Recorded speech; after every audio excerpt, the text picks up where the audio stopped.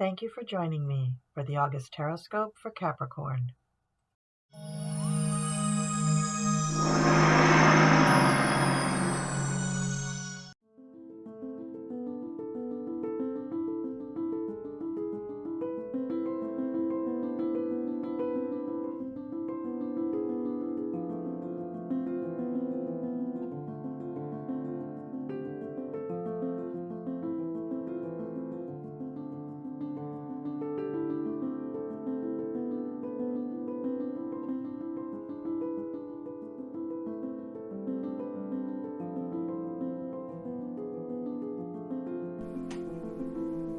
Hello Capricorn, this is your August Tarotscope.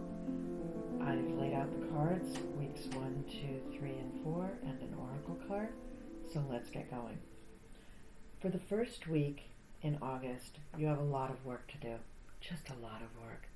You're just going to be toiling away, Capricorn. But I think there is a purpose to your work, because the next card is the High Priestess, so you know something that not everybody else knows. You may be working in secret, or you may be working for a special goal. You may be working towards a project that nobody else but you and somebody else, like your boss, knows about. But there's something special and secret there that you and one other person are privy to. I'm just getting the one other person. There's nothing in the cards that tells me that the High Priestess is connected to another person. The next card that comes up is the Star. So this work that you're doing is giving you the ability to showcase what you can really do.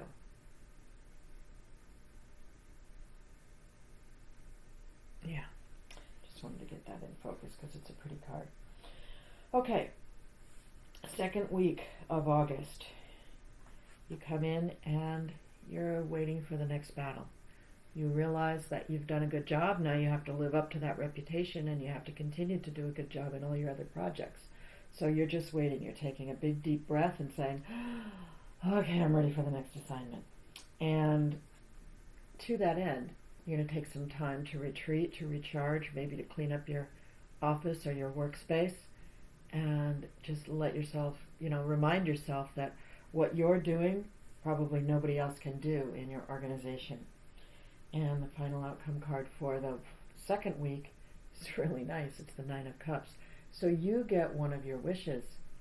Maybe you get 9 wishes, but you get a bunch of wishes come true in that second week of August. In the third week of August, we start out with a disappointment. So something didn't quite happen the way you wanted it to happen. But it doesn't mean that everything didn't happen.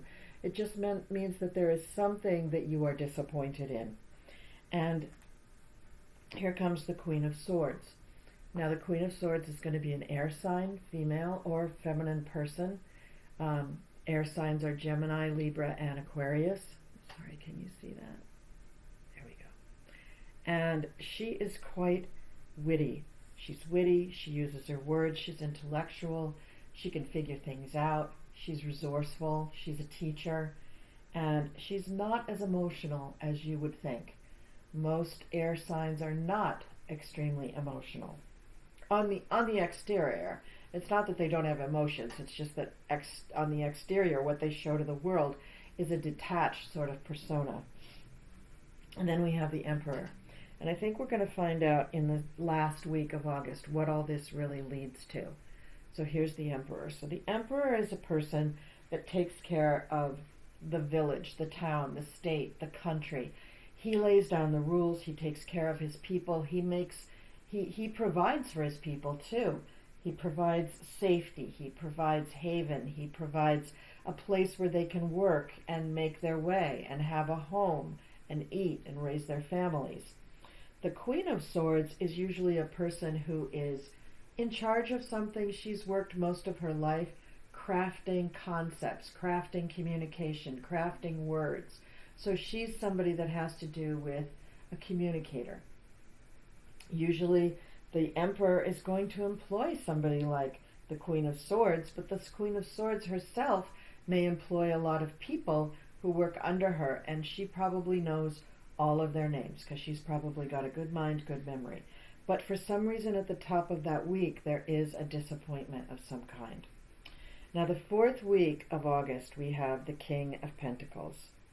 So we have the King of Pentacles, so this is going to be an earth sign male energy, Taurus, Virgo, or Capricorn, yourself. This could be you. A Capricorn who is at the very top of their game, who has worked very long and hard to perfect their skills, and who now is almost to the point of retirement, but is ready to sit back and watch what he can do with his phenomenal skills, or what he can teach others, or maybe he wants to mentor one particular person. So the King of Pentacles in the 4th week of August is showing up as a person of, not generosity, but somebody who's not afraid to share their wisdom. And then we have strength. And strength can be any one, but it's showing you, Capricorn, showing strength. So you're in a situation that's probably unusual for you. Perhaps you feel like you're being stressed a bit in your situation, but you're going to respond with strength. And that might mean that you discover your own talents and skills that you didn't know before that you actually had, because you're in this highly unusual situation. Now the final outcome is another 5. It's the 5 of Wands, and that's usually a card of competition, of people vying for attention, or vying for credit, or vying for things, or vying for power. So at the end of the month, there's a little strife. And so you're going to have to wait until September to see how that gets to be resolved. But in the meantime, it's a good month. It has a lot of nice things happening for you, Capricorn. I think you're going to enjoy the month. Let's take a look at your oracle card. And the oracle card that we pulled from the Queen of the Moon Oracle is Blue Moon, Unexpected. Okay, let's find out what that's all about.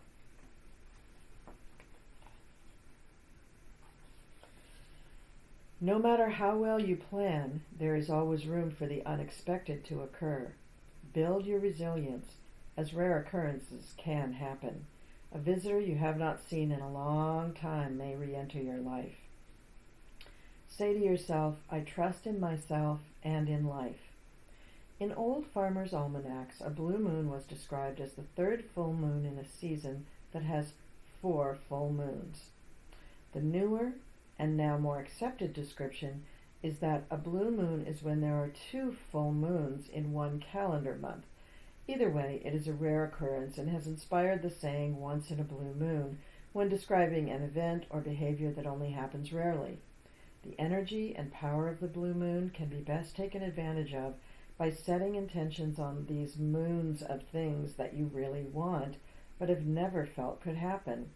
I refer to big wishes, the almost miracle stuff we would be both delighted and surprised about if it manifested. After setting blue moon intentions, though, don't sit there hoping it will just happen. Try to take clear, practical steps towards these big, seemingly faraway intentions and help the universe along. Some of us love surprises. Some of us don't. But I don't think anyone can go through life without sometimes having the unexpected happen to them. While some professions in particular, such as the military and medicine, try to plan for everything that could go wrong, life sometimes finds a way to outsmart the most thorough of plans. This is simply life. Although it is important for us to know where, how, and why we are traveling down a particular path, we should always make room for and expect the unexpected. The companion stone or metal for this card is benitoite, a very rare blue gem, of course. All right, so that is the reading for you for the month of August, Capricorn. Please leave me some comments down below. Let me know how this reading hit you. Thank you so much for being a subscriber. I really appreciate you. I really am so grateful that my channel has grown as much as it has in the last year. It's just amazing to me. But I hope it will grow more, but I'm very, very happy with the growth that I've had so far. And thank you for tolerating my different schedule of videos during this fair season. Have a wonderful month of August, Capricorn. I really, really mean that. And I'll see you next time.